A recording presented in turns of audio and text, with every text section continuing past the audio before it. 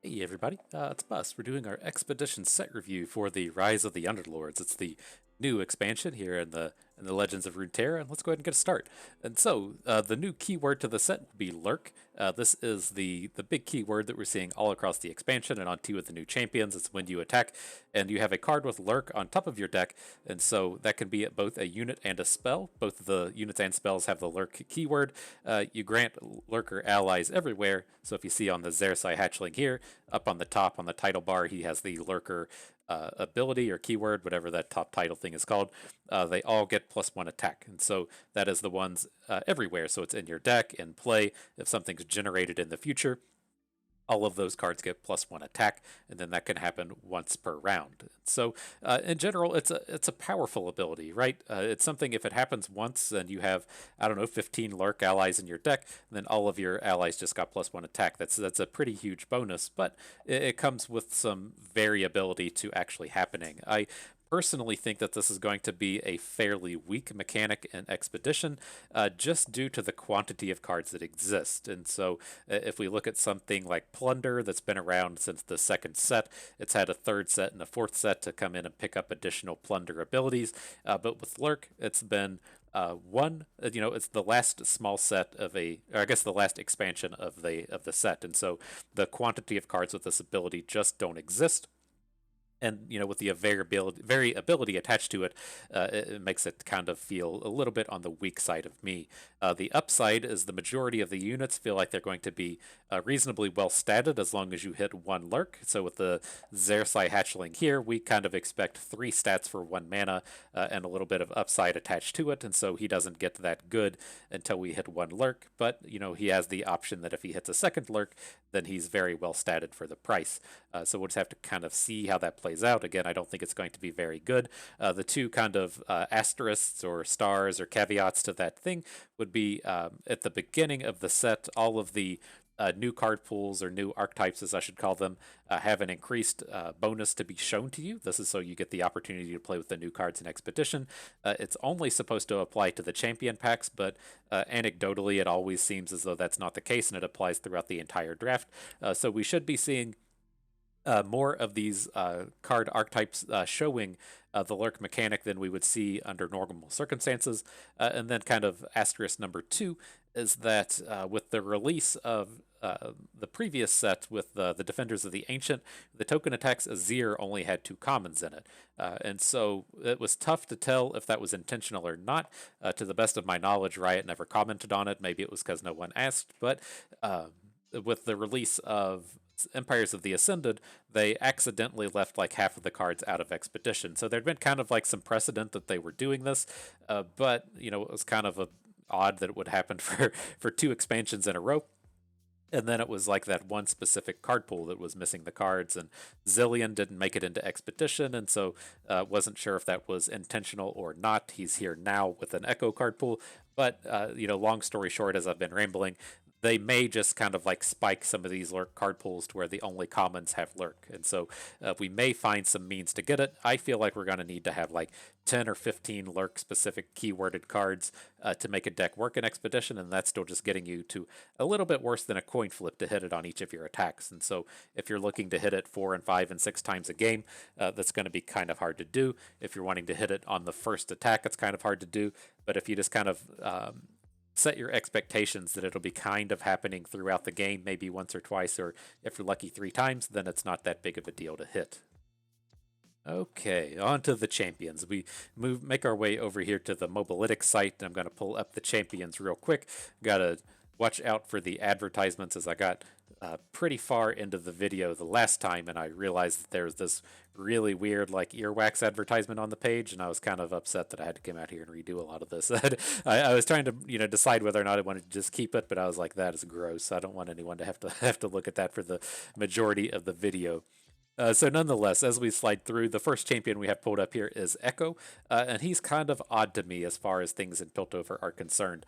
If we want to like evaluate him just on his stats and abilities, being a 4/2 quick attack for 4 mana with this strike ability to put a time trick in your hand. Time trick is a 2 mana burst spell that predicts and then draws a card. It's, stat-wise kind of okay. If that was a card that was in like Noxus and something that could be particularly aggressive, then it sounds pretty good. But the Piltover suite of cards that appear with Echo don't really lend themselves to being aggressive decks. And so if this was like, if he was attached to a card pool like Scrap Heap Jinx that has all of the aggressive Piltover cards in it with like the Mystic Shots and the Get Exciteds and the Eager Apprentices and the like, then sure, he seems good. But sitting around and doing a bunch of predictions to increase your card quality doesn't really lend yourself to being that aggressive. And so I kind of think, just from the objective stat-wise kind of measure of things, he's going to be a lot closer to Vi than he is going to be to Lucian. Where Lucian, we're just super happy to have an aggressive two cost 3 attack quick attacker. Echo doesn't seem like he's going to be able to quite fit the bill in that sense, but would be quite happy to be in an aggressive home. Moving on to, kind of like the full build around quality with him. If you've predicted 5 times, you create the 3 Chrono Breaks into your deck. Chrono Break revives all allies that died this round, and then you rally. And so his flip should just, automatically win you the game. You get to make these big alpha attacks and then bring all of your units back. But this does shuffle these Chrono Breaks into your deck, so you have to actually draw it to be able to play it. His flip isn't that much more exciting. The draw card costs 0 instead of 2. But this Chrono Break is the big thing that we're looking for. It's nice that you can still get them even if Echo dies, but this is kind of a big ask for me as far as Predict is concerned. Kind of my issue with these kind of Predict cards is something we talk about quite a bit with landmarks, in the sense that if we look at landmarks, we like to play the ones that don't have a lot of requirements attached to them to be good. And so say something like Preservarium, it just comes down, draws you a card, and then has some upside a little bit later, as opposed to something like Hibernating Rock Bear, which we play on for 2 mana and then don't get anything out of for 3 turns from now. And so if we look at Predict in the same way, the card like Scrying Sands that gives a unit -2 attack and you predict doesn't exist in Expedition, and that's the kind of Predict card we're wanting to stack, as opposed to these things like I'm trying to have one come to mind, but there's like the card with the Zillion picture on it that like lets you predict and do some countdown. Or there's a card that we'll see as we go through the review. It costs 0 and you just predict. These cards aren't quite good enough on their own to warrant being in a deck, and so we need quite a bit of payoff for those to be good. Echo just isn't enough payoff on his own. We also need the magical card I like put in my head is some kind of card like Starlit Seer, where when you play a spell, the top unit in your deck gets +1/+1.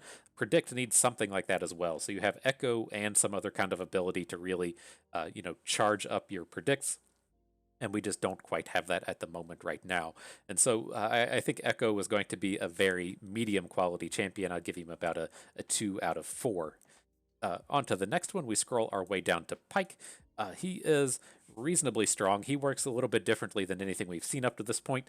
He has the lurk mechanic, so when you lurk, he transforms into Death from Below, which is a spell. The spell also has the lurk mechanic attached to it, and then it summons Pike striking an enemy. And so you do get to kind of generate this removal spell out of Pike if you are able to lurk him. And so if he's on top of your deck, you attack, he turns into the spell, and then you draw the spell, you're able to play it, attack their unit directly with Pike, and then you just have this dude on the board, who at that point is going to be a 3/3 since you have lurked him already. In general with Pike, he's also a bit tough to evaluate. If you're trying to get him to flip, you need him to deal 15 damage, which is a fairly big ask. The thing you should be able to do in Constructed is to play the Death from Below. That gets your 3 damage for Pike. Then he can make a regular attack and get him up to 6. You get to play like a Bone Skewer that's going to strike your enemy.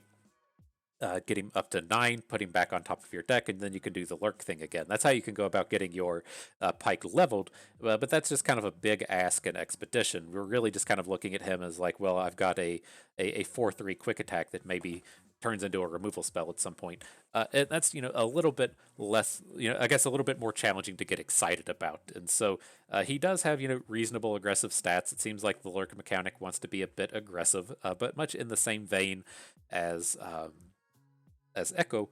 it's not really a good home for this kind of like aggressive attacker. And so again, much like Echo, I think Pyke is going to be a medium quality champion, not a champion we're going to be super excited about, but he's statted reasonably enough with his quick attacks and bonuses to attack that he should be someone you're never upset to have. We're just not like really amped about building around him. But the bonus to his build around is the Bone Skewer is a removal spell, and so the multiple copies of Pyke do flip into something extremely good. This is something that we typically just see on the likes of a Callista having a Black Spear flip. Not too many units have removal spell flips.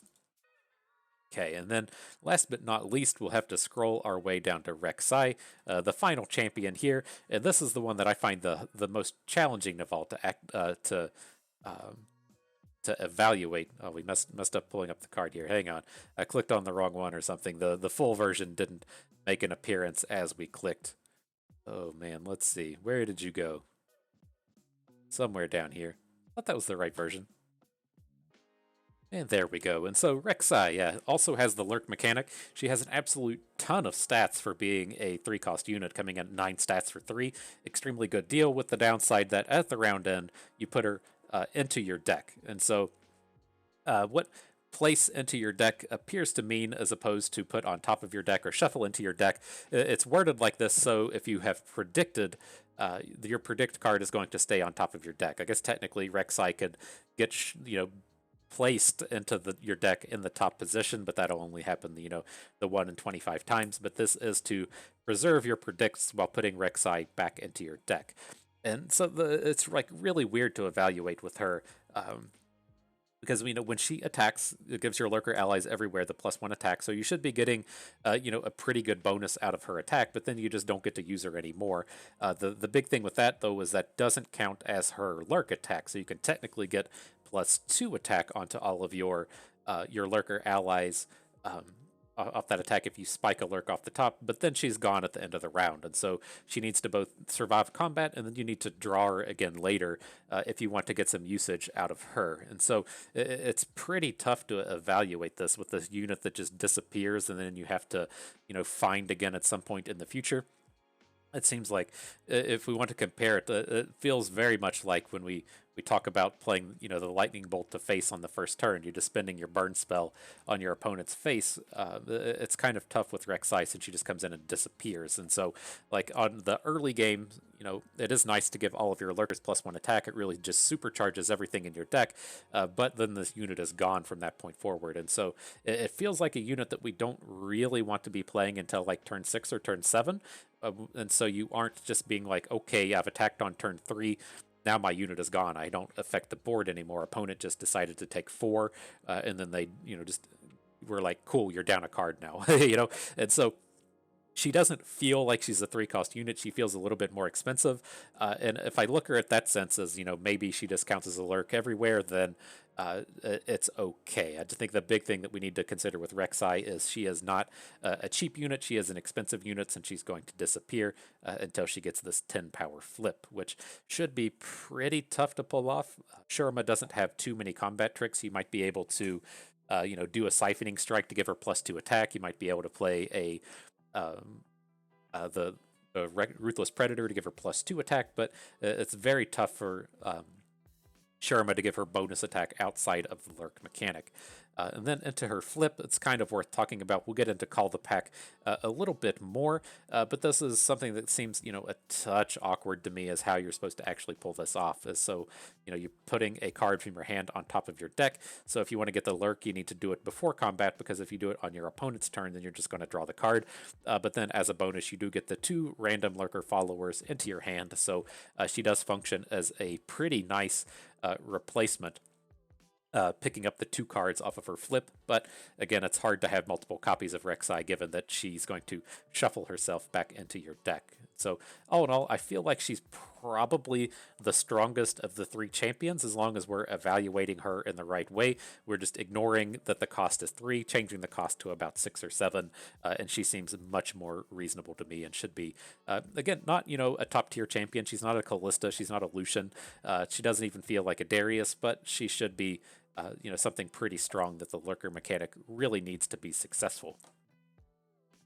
Okay, onto the physical cards themselves. I've done some F5ing on these advertisements, so there's not just earwax or big titty anime girls on here, and we have something up here for Squarespace. So congratulations, Squarespace. You've got the advertisement for us today, and we'll just scroll our way through these cards here real quick. The big things that we're running into here is we'll do it by faction. We see these things like Xerxite Hatchling, and I think there's kind of three cards I think are going to be the core to the Lurker mechanic. Two live in Shurima, one lives over in Bilgewater, and so I'll say, right from the get-go, we're probably going to have to be in both factions to make a Lurker deck work, just to get the quantity of Lurkers that we need. And then we're going to see things like Xerxite Hatchling here, which is going to be kind of one of your bread and butter units. I think this is one of the top three, just, very cheap. If you hit one lurk, then you're right on with the price point. So you're getting your 3 stats for 1 mana with upside. Then any lurk beyond the first is just pure value for this guy. And so I think he should be reasonably good in the sense that I don't think these decks are going to be super aggressive, since you need a lot of time to really get your lurks going. You might have to do some predicts to hit your lurks. You might have to put some of these, like the Rek'Sai card that puts cards on top of your deck. You got to get time for this stuff to roll. And having things like Xerxite Hatchling should let you, say, on turn 5, play a 1 mana 4 attack unit that's just extremely good at blocking. Just buys us a lot more time. Or if we're doing something like Bone Skewers and we want to be replaying the unit, it's a very cheap unit to put back on top of our deck. And so I think this will be kind of like the bread and butter. It's going to come down, maybe get a hit in on turn 1, maybe get a hit in on turn 3. Gives you the opportunity to hit lurks starting from the first turn of the game, and then just turns into a very high-powered blocker later in the game. I think these are going to be quite good, something that you're going to be looking for in every lurk deck. On to the next one, the Feral Prescience. That's the way it looks to me. Prescience, is this like Conscience? It's like a Feral Conscience, but with a pre, so it's like Feral Prescience. I don't know. I'm calling this Feral Prescience for the rest of time. If you don't like how I pronounce Emperor's Diaz, I don't know. You can go and find someone else's videos to watch. But with the Feral Prescience here, this card is garbage. Like much as I spoke to with Echo, this is the card I mentioned with him. Predicting for a card isn't worth it. I think a predict is worth about a quarter of a mana, and it's not worth a full card. You really need additional things to get out of this, whether or not that was, the mythical +1/+1 card that I generated or Echo himself. Just predicting for a mana is not worth it, and this is a card that we're going to be avoiding like the plague. On to the next one, back to the Lurker mechanic. This is the remainder of the Shurima bread and butter as I spoke to it. The Xerxite Collar is going to be the Lurker that you are going out of your way to find. One lurk hit will turn him into a 3/3 for 3, which is more than enough upside on a 3-cost unit, having the lurk mechanic and the play to predict. Also, with him being able, if you hit 2 predicts, he's being overstated a little bit. Very good deal. This is, going to be one of your top-notch units and the kind of core to any lurk-based deck as I see it. Just having the high-quality stats and then predict to, kind of shape more lurks to the top of your deck. If you're able to play him, predict a lurk on top, and then attack and get it, that's just kind of the full circle of what this deck is trying to do. A real top-notch bro, and I don't think he's the best. I think the best is going to be who I speak to out of Bilgewater, but he's certainly the best lurk unit out of Shurima. On to the next one. You have your closers as far as the lurk mechanic is concerned, and the Xerxite Dunebreaker.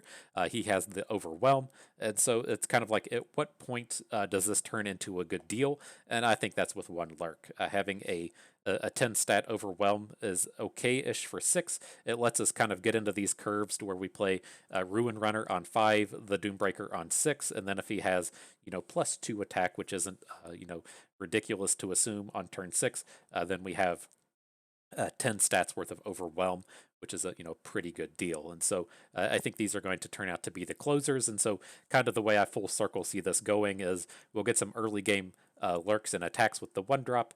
We're going to try and play some of the 3-drops on like turn 3 and turn 4, and then we'll just end up closing out the game with the Dunebreakers, since the early game plays aren't good enough to really get board advantage. They're just good at kind of trading up.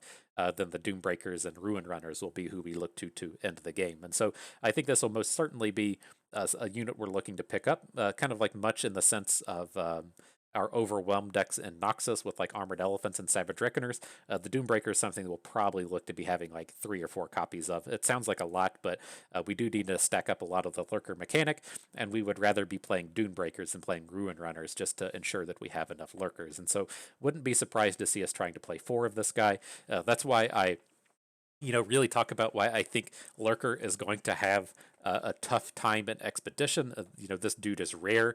We want multiple copies of it, and like, what are we realistically going to get? Like 1 or 2? We're talking about wanting to have 4 of this, and so I think it'll be a little challenging to pull off. But this is the big payoff to playing the Lurk mechanic. Okay, on to the next one. We have the Careful Preparation. So, a lot of text on this one. 3-cost burst spell. You play it, put a card from your hand on top of your deck, then you predict, and you put a copy of the predicted card into your hand. So, at the end of the round, you're ending up at net 0. So, you're playing a card, replacing it with a card, but then you get to. This is what gets weird with me is you put the card in your hand into your deck. Oh, it places the card into your deck, so it just randomly goes in there somewhere, and then you get the predicted card on top. And so, again, like these don't feel like things that are quite worth it. As much as I said, playing to Echo and wanting these cards that just kind of like predict naturally, like the Shurima combat trick.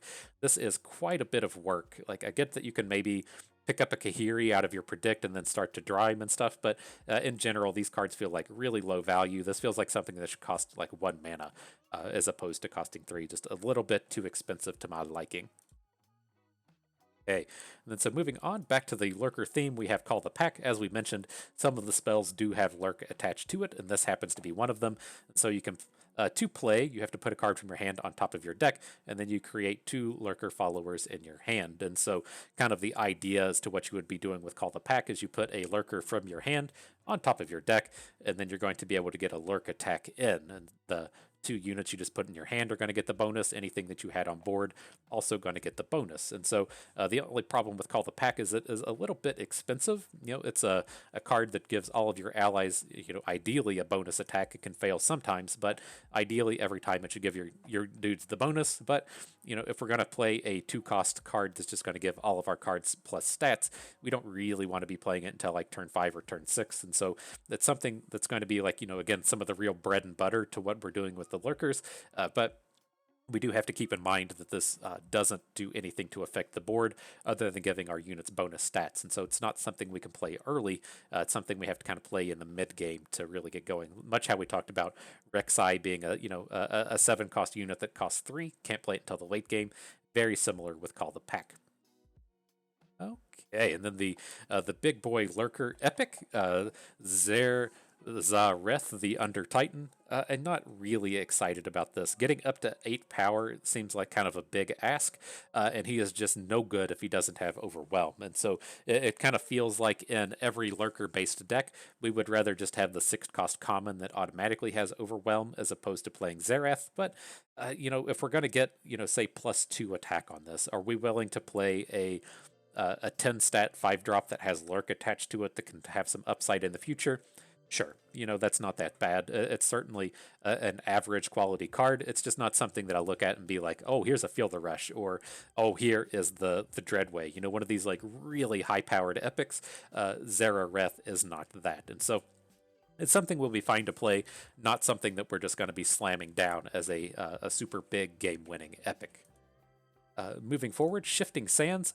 It is a pretty low-quality card, but Shurima is really hurting for removal spells. It just has Siphoning Strike, which can fail on occasion, and so Shurima, very happy to pick one of these up. All of your Azir decks likely pretty happy to pick up Shifting Sands. Your other Shurima-based decks probably don't want this. You're probably more looking to pick up, again, Siphoning Strikes or pick up the vulnerable cards as opposed to this, but it is the only direct damage that Shurima has, so sometimes you just got to do what you got to do and slam it in your deck and hope for the best, because you can't play a deck with 0 removal. So it's very low quality, but it fits a need, and you might find yourself having to play it. Alrighty, and then onto the non-lurk, non-predict type cards, we have the Treasure Seeker. This is an extremely high-quality card. We're getting, again, a 3-stat 1-drop with some upside.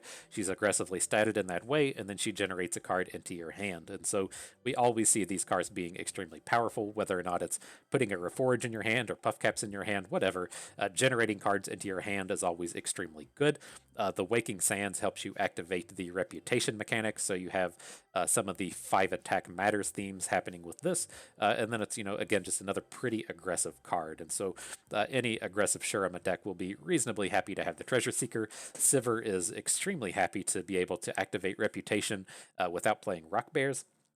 And so there's a lot of uses across the various archetypes in Shurima. It's very easy to find a good way to make usage of the Treasure Seeker. Then, last but not least, coming out of Shurima, we have the Time Has Come. And I think this is kind of an interesting card. You read it. It's a 5-cost burst spell, summons a Clockling. If you've predicted this game, summon 2 instead. And so you kind of look at this and say, oh man, I guess I want to put this in a predict deck because it says predict on it. And I don't feel like that's quite the case. I don't think the predict decks are really looking for this kind of like go wide, put some random units on the board. I don't think they're going to get a lot of usage out of that. And so I think out of a predict deck, I rate this extremely low. It is nice to be able to, burst units into play. It's very hard to see coming a lot of times, but I don't think it's that particularly good here.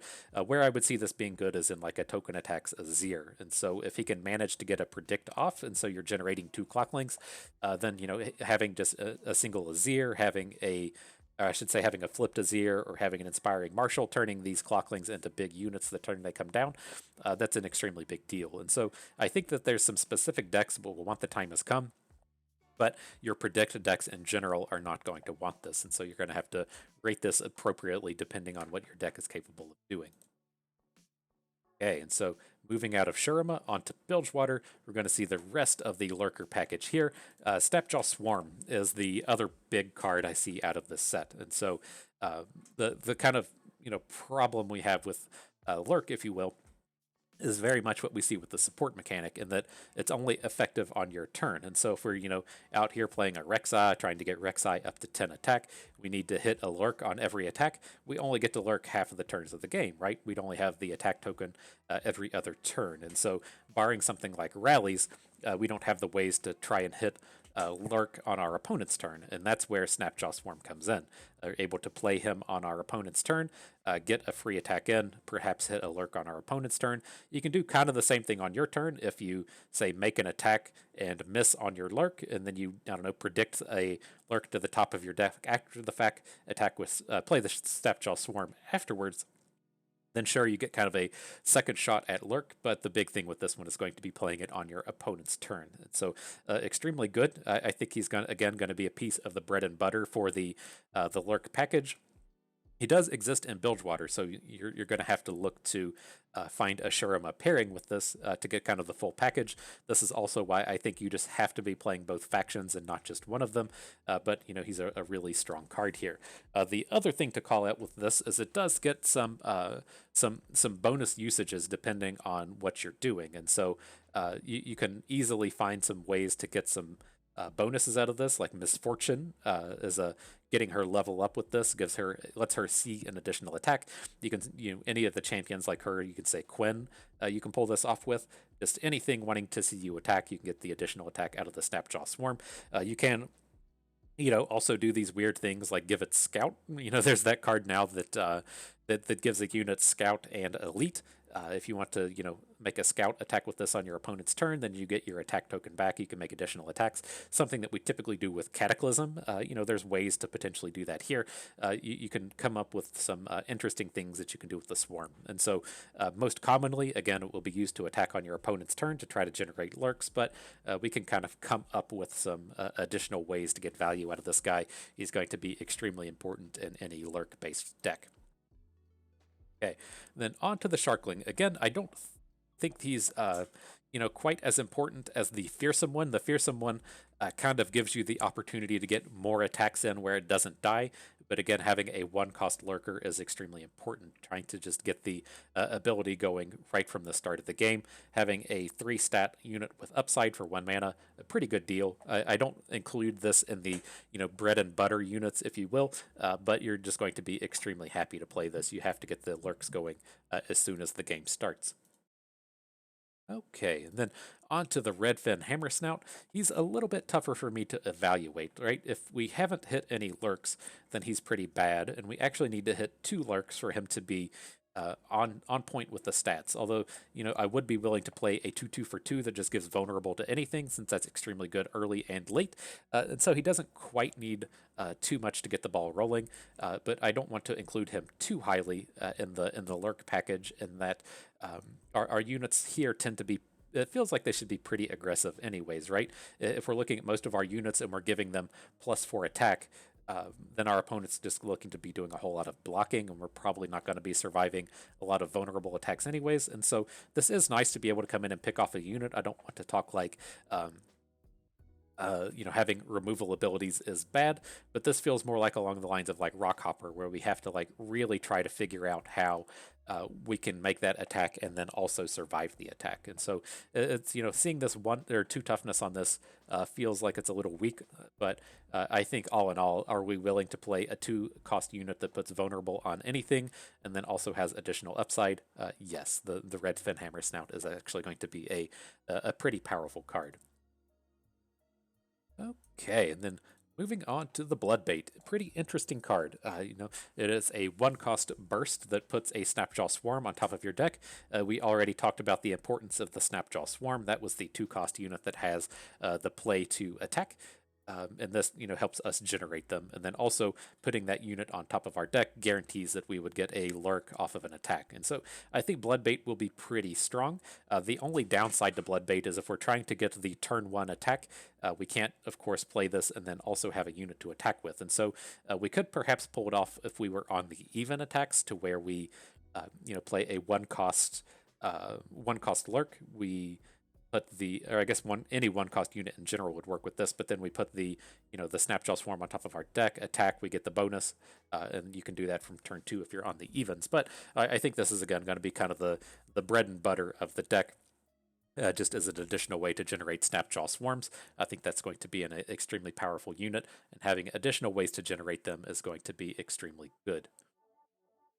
Okay, and then on to the landmarks, we've got the Ripper's Bay. I think this is pretty low quality. I don't think we ever want Ripper's Bay. I'm trying to think, without having played enough games to really know, at what point do we not want to take this? Like, what point does Ripper's Bay become the pesky specter of Runeterra? And because this ability is not good, right? When allies attack, obliterate the top card of your deck. If it doesn't have lurk, that just doesn't do anything. It's a do-nothing card. You're not getting any value out of this.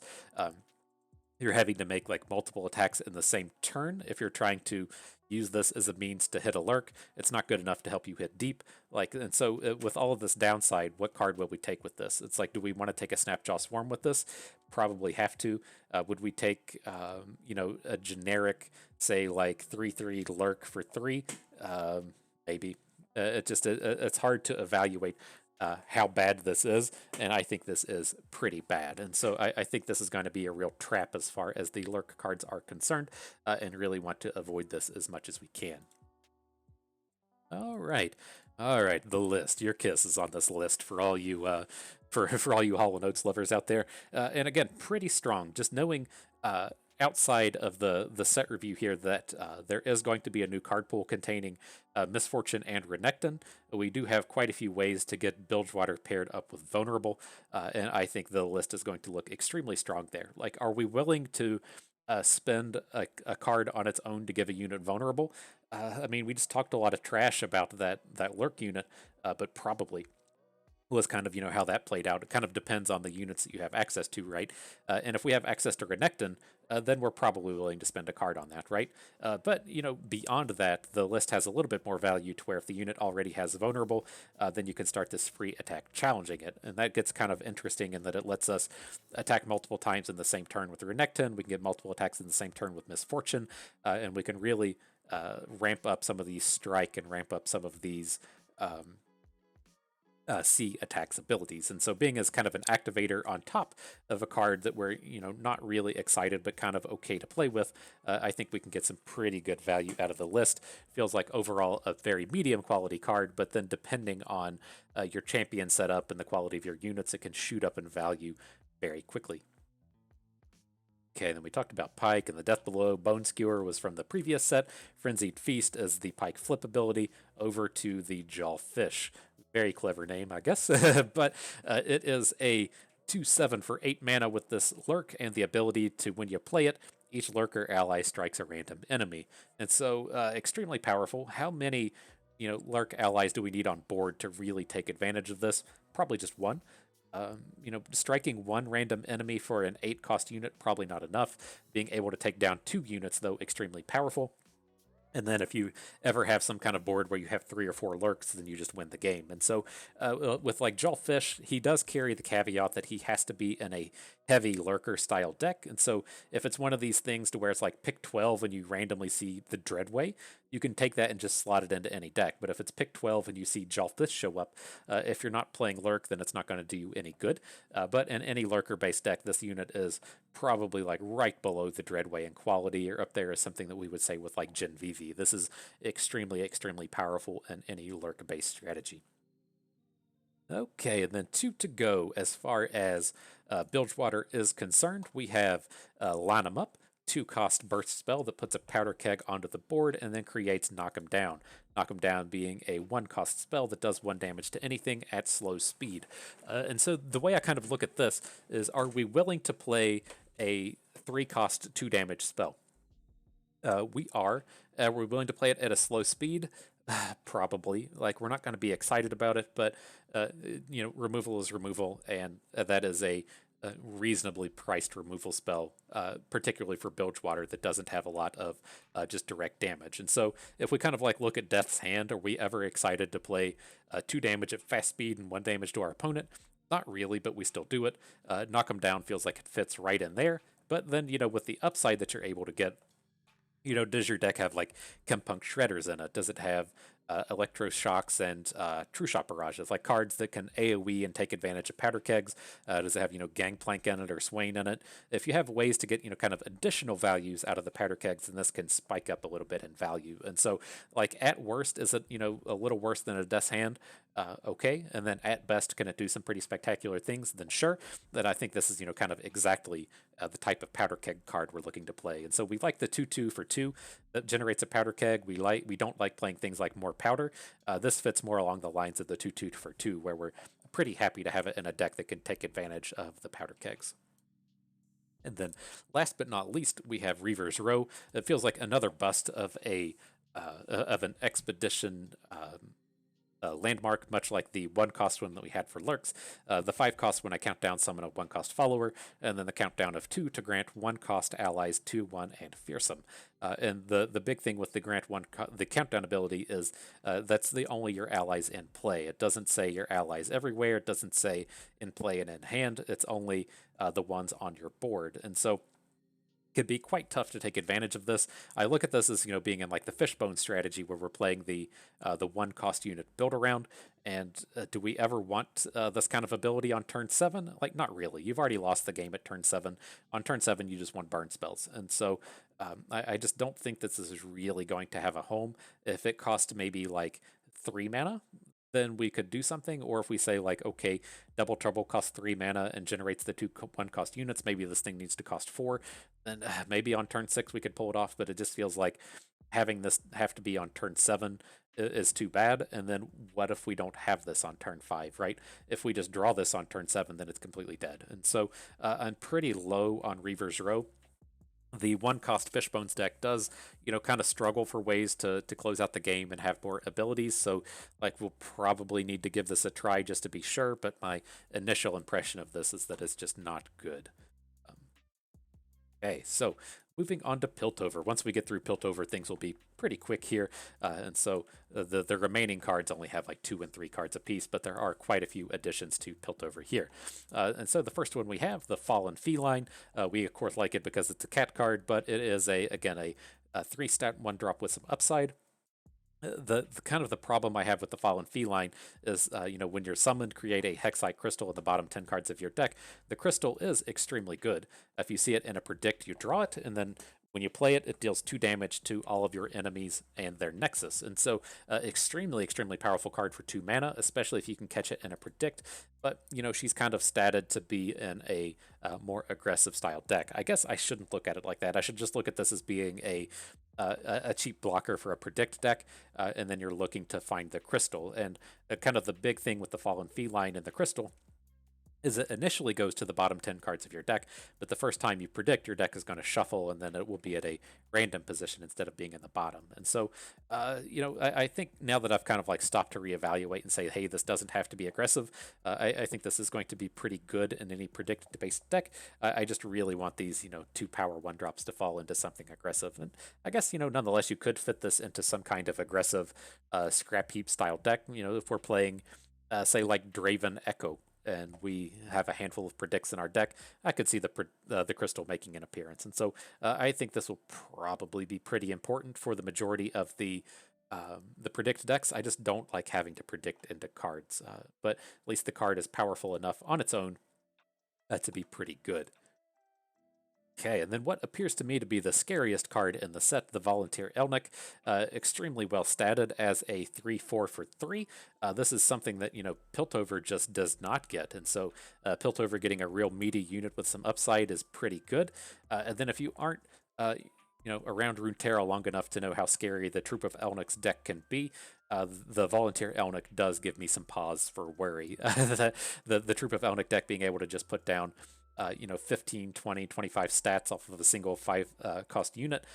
Very real and very possible. And as we have like the Volunteer Elnick now shuffling in Elnicks, if we have additional new ways to shuffle copies of cards into our deck, I could see the Troop of Elnics being quite scary again. And so that's one of those things you have to kind of keep watch of. Maybe not on this set. Maybe the Volunteer Elnick and the new shuffle card aren't enough. But at some point in the future, we have to really worry about the strength of Troop of Elnics, and especially in Expedition, to where you might be able to piece together, 4 and 5 copies of it. But again, Troop of Elnick, or Volunteer Elnick, extremely good. A 3/4 for 3 mana is a great deal, with some potential upside is even better. Okay, we got the Boom Baboon. Very high quality card. Easy comparison for Boom Baboon is for Runeforger, and we are always extremely happy to play Runeforgers. Just these aggressively statted 2-cost units that put a card into your hand.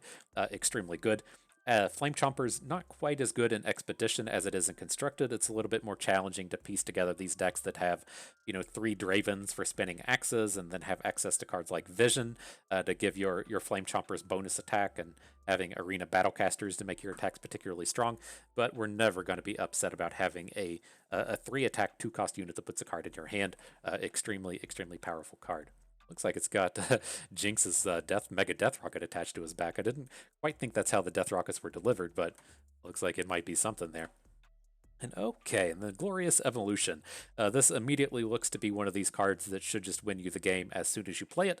Your cards cost 1 less. They all have Augment, and they are created by Glorious Evolution, so they now count as created cards, and they all count as text. And I think the text, you have to have that epic to really spread out the ability, but it is a new keyword that will probably get some more love in the future. And so, like, where does this stand, giving all of our units Augment and then having them count as created by the Evolution? It doesn't, like, immediately win you the game, but it should be pretty close to it. And so I think this, as far as these, hey, oops, I'll win you the game cards kind of go, this feels like it's well above Mind Meld. And so if we're going to call like Mind Meld a 0.5, and if we're going to call a Feel the Rush a 5 out of 5 or a 4.5 out of 5, I think Glorious Evolution is probably kind of closer to like a 2 or a 2.5. And so it's probably, like right there in the middle, maybe where we see like War Mother's Call in Expedition, as to where it probably wins you the game but doesn't guarantee it. Kind of like how Feel the Rush kind of guarantees it, and Mind Meld probably just sits in your hand dead. I think this is good, but not something that is, again, the guaranteed win. On to the next one, we got Time Winder. This is interesting. Mystic Shot is just a 2 damage for 2, which is quite good. This deals 1 damage to one thing, 1 damage to another. It doesn't quite read that you can deal 2 damage to the same thing. We'll have to double check that once we're able to play it, but this is something we could easily take advantage of. Every Jinx deck is super excited to have this. Your discard aggro style decks are excited to have this. You could just see with the Bomb Baboon or whatever he was called, being able to put the Flame Chompers in your hand, then just discard as a Time Winder. Very easy to get these synergies going. And then if you do manage to put a Powder Keg on the board, getting double damage out of this is very good. And so all in all, extremely powerful card. We'll be trying to play lots of this in Expedition. Okay, we got the old bomb drop border. This guy, kind of interesting. He has kind of like a newish ability, so he's a little bit tougher to evaluate. But at its core, it is a 4-stat 1-drop, which is always worth playing. Even though we prefer them to have 2 attack on our 1-drops, he's still probably in a more defensive deck with the predict mechanic, and so he can kind of take advantage of that. But then to a degree, he should also have some of this good early, good late value where you're more than happy to play him on turn 1. But then say we're playing a predict on turn 6, he shows up in it and just comes into play.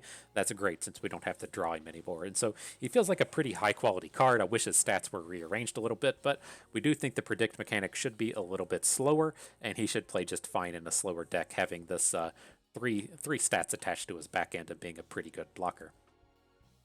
Right, and then we got the Time Trick. This is a real card, and this is the card that Echo generates.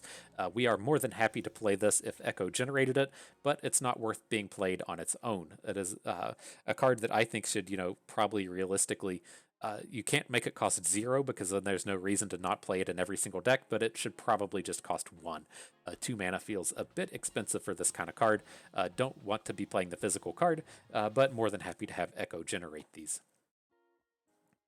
Okay, then as we talked about with the Elnick, we have the new card that can shuffle copies into your deck, and this one is kind of interesting, right? The problems that we've always had with the cloning program style of deck is that you have to actually draw the cards that you're wanting to make copies of. And so if you're, say, wanting to play your troop of Elnicks, you want to shuffle cards in before you play the troop, but with counterfeit copies, you have to draw it first, or with the Parade Electro Rig, it has to be on the board, and so it's kind of awkward for your timing to shuffle those cards in. The Perfectionist, though, does let you shuffle them in beforehand, with the downside of it have to be coming off of a predict. And so I think she's going to be very good nonetheless, even if we ignore the create copies aspect of her. Having a 6-stat unit for 3 mana, pretty good. She's aggressively statted, which a lot of decks will be super happy to pick up. And having the play to predict makes a 3-cost unit extremely good. And so, again, as I'm talking about the predict cards that we like to see in our deck, the things like the Shurima combat trick that has predict attached to it, cards like Practical Perfectionist that have predict attached to it, these are the kind of predicts we're wanting to play. We're not wanting to play the things like the 0 mana predict or the time card that we just saw previous to this. Those are a little bit of a stretch as to being high enough quality to get your predict. Then last but not least, out of Piltover, we do have the Called Shot, a 2-cost slow spell that draws a card, shuffles a Parallel Convergence into your deck, and then the Parallel Convergence is the Echo Flip. Am I right? Am I wrong? Start a free attack with the exact ephemeral copy of each ally. You get extremely powerful card. It's not guaranteed to win you the game, but lots of easy combos with this. Your opponent has to block it. Your Hecarim is super excited to see the Parallel Convergence pop off. Extremely good. It's just that this is kind of an expensive card in the sense that you're just improving your card quality. It is nice that it replaces itself. You pay the 2 mana, you draw a card to replace it, but it is a pretty extremely late game card. You can't be playing a card that just doesn't do anything if you're pretty behind on board. And so I think we'll be okay to play this. It should win us a lot of games, just not something we're really going to be going out of our way to find. All right, we've rounded the corner, not too much left to go here. And so on to Demacia, we have the Field Promotion. This one feels a little awkward to me. So 2 mana burst, the next time you play a unit, give it Scout. If it's not an elite, give it an elite. This is, in Demacia, it's really tough to find units that don't already have Scout and elite. I don't want to play Garen just to give him Scout. I don't want to play Quinn just to give her Elite. Just find some units that don't already have one, and there's not too many of them left over. And so if we aren't giving like both abilities to a unit, like this is just not quite worth a card. This does strike me as one of these cards to where I just like miss some kind of like really nice interaction. I kind of called it out with like the Bilgewater Fish that you play to get an attack. You could play Field Promotion onto that to give it Scout, so you get your rally token back. There's got to be something like that that I just don't see that perhaps we could pull off with Field Promotion, but barring some kind of combo that I'm not familiar with, this card is going to be pretty bad. And down there, ranked around like Field Prowess, the 1 mana spell to give a unit +1/+1. I think that the Field Promotion is going to be, all in all, pretty weak. The opposite of weak, though, we have the Swiftwing Flight, a 4-cost elite with Challenger. Comes into play, generates either a double bird, a quinn bird, or a challenger bird. All in all, very powerful enough on its own with just those abilities, but also having the attack ability to give your challenging allies +1/+1 makes this really over the top and extremely powerful. And then what we typically see with a lot of these challenger-based strategies is you play a bunch of barriers, and so it's not too tough to think that you can get multiple attacks in with the Swiftwing Flight, whether or not that's just like having enough challengers on the board to where he's able to go unblocked, whether or not you're giving him challenge or giving him barrier. Maybe you play an exhaust on an opposing unit and get in that way. Very easy to come up with scenarios to where you get multiple bonuses out of this. Extremely good dude. Maybe this is what we want to give. We want to give Scout to with the Field Promotion. Just an extremely strong unit. We're going to have lots of fun having these. Get upset by these at a lot of times as well. Okay, on to Targon's 2 cards. So we have Starlit Epiphany. This is a card that, it costs 3 mana, invokes, so it's 1 more than Behold the Infinite, which we're typically pretty happy to play in any invoke deck. But then if you have a Celestial Ally, replace your deck with 20 copies of Behold the Infinite, which is an extremely powerful ability, as long as we look at this as being like an 8-cost card. This isn't something I think we really want to be playing on turn 3. Just kind of a do-nothing invoke in the early game isn't that good. I certainly think we don't want to have our entire deck be Behold the Infinites from like turn 4 forward. But say it's like turn 8 or turn 9 and we just get a guaranteed invoke every turn of the game, then extremely, extremely powerful ability. And so I think we're going to get a lot of usage out of the Starlit Epiphany should we ever see it. But do note that this is kind of like an 8-cost card and not really a 3-cost card. And so you'll play it on like turn 8 for 3 mana, but not necessarily want to play it in the early game. And then our second Targon card, Heavens Aligned, 1-cost card. If you play it as a Daybreak, you Nightfall. If you play it as a Nightfall, you draw a Daybreak card. And this is just, all around a little bit too awkward. I don't think the Daybreak decks ever want this. You can find better ways to get your Leona leveling up. But then your Nightfall decks are kind of okay with it. Nightfall would rather be drawing a card as opposed to picking up a Daybreak card. But if you're really like struggling for a way to activate or to play a card before you play your Nightfall cards, then fine, you can do it with Heavens Aligned. And so I think the Daybreak cards will never want this, and then the Nightfall decks will value this like really low. If this is attached to an Eclipse Dragon or attached to a high quality Nightfall card, then sure, you'll take it. It's just not something you're ever going to go out of your way to put in your deck.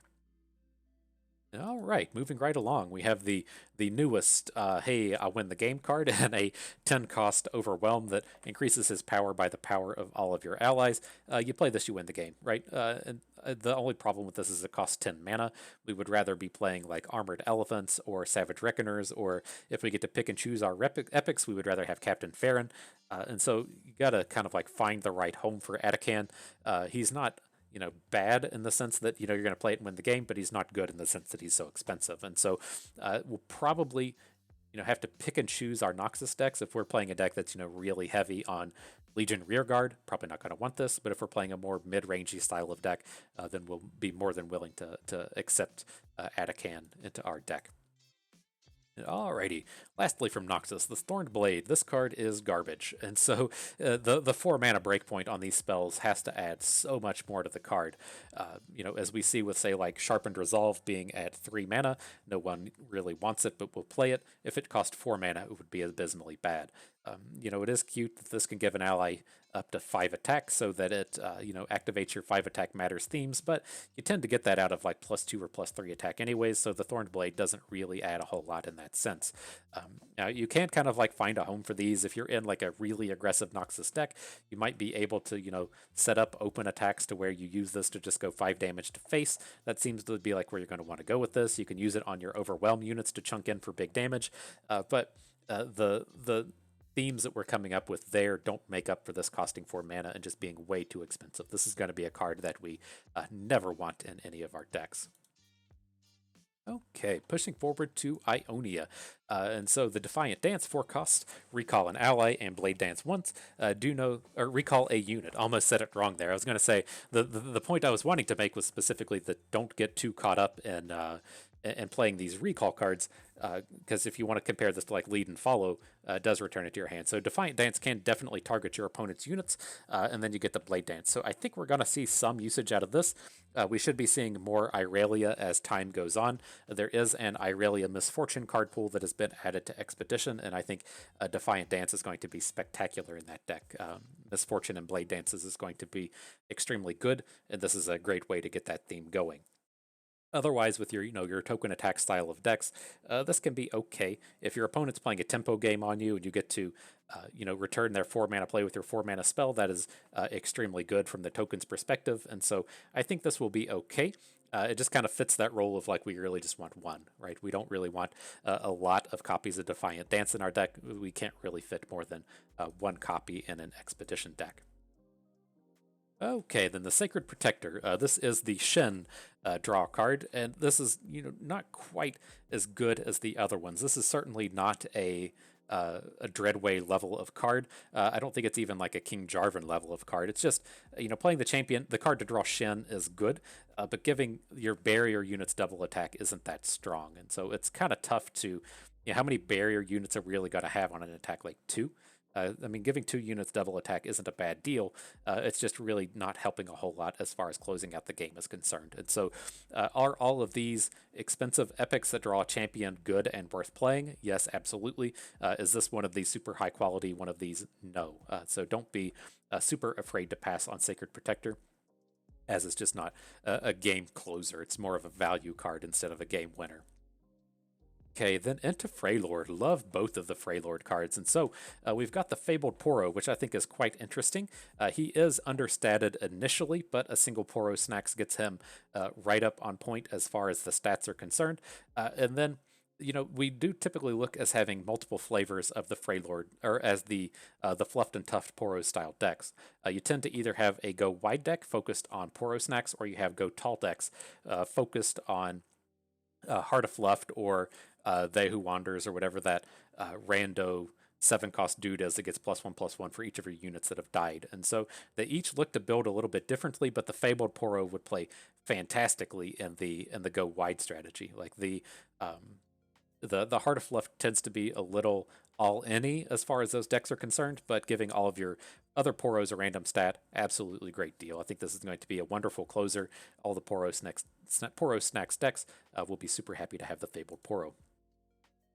Okay, then on to the new Yeti, extremely good as well. 8 mana for a 5/5 is not a good deal, but it is reasonably easy to have 2 Yetis on the board if you're in the dedicated Yetis deck. And so anytime you get to just play a free 5/5, very good deal, especially if you're shuffling another copy of this back into your deck. And so all in all, every Yeti's deck is going to love to have this. If you do have to play it late and you get to draw a Yeti off of it, not a bad deal. The only thing I have to call out with this, it is downside, but this is still an extremely good card, so don't take it as too much downside. But the round start ability summons him from your hand, and then the draw a Yeti is a play ability. So if he's coming into play for free, you're not going to be drawing a Yeti out of your deck. But still, all in all, extremely, extremely powerful. Can't wait to get to play with this one. And then last but not least, we've made our way into Shadow Isles. They got a handful of new cards here. The first one being Astral Fox, a 4-cost 3/3 with Fearsome, has a play ability to kill an ally to deal 3 to the enemy nexus. And so as you read the ability, you think, Kindred and Slayer style decks. As you see the Fearsome, you think a Fearsome unit style deck. And so he's kind of conflicting in what he's trying to do. I don't think you ever want this in a Kindred style deck. There's just enough Slay cards as it is between like Glimpse Beyond and Spirit Leech and the like that you don't need to be playing this, as he is not a very control decky style of unit. But your Fearsome style decks will be more than happy to have this just as the means. He's not, probably going to be coming down as an attacker too often and then filling in the role as a game closer, much in the way that we do with Doom Beast and the Nightfall decks. But all in all, a reasonably powerful card for your Fearsome based strategies. Then, last but not least, the final card here we have in the Twisted Treeline. Again, a Fearsome style card, and then once you've seen 3 Fearsome allies attack, you destroy the landmark to summon Vilemaw. Very good. These 3 Fearsome allies don't have to attack in the same turn, and so you can do one of these things to where you attack on turn. On like turn 2 you play your Arachnid Sentry or Arachnid Horror, whatever he's called. Then on turn 3 you play the Twisted Treeline. You get to attack and get your Fearsome attacks in. It's not unreasonable to think you can't get the big Vilemaw down on turn 5 or turn 6 pretty easily. Just you have to kind of consider you're going to have him there, and he's just going to be on blocking duty for a turn. But nonetheless, much easier to get this into play than using the thing that takes 3 dead allies to summon. The Twisted Treeline, you can kind of work at over time and looks to be a pretty powerful card. And so that will do it for our set review of Rise of the Underlords, or Rise of the Underworld for Expedition. Agree or disagree with any of our assessments. If there was a card that I clearly missed something on, like the Scout Elite card, be sure to let me know. I love to see those comments and discussions, because I do always miss something every time. But that is going to do it for us today. Hope you all enjoyed the set review. This is Bust, and we thank you for being here.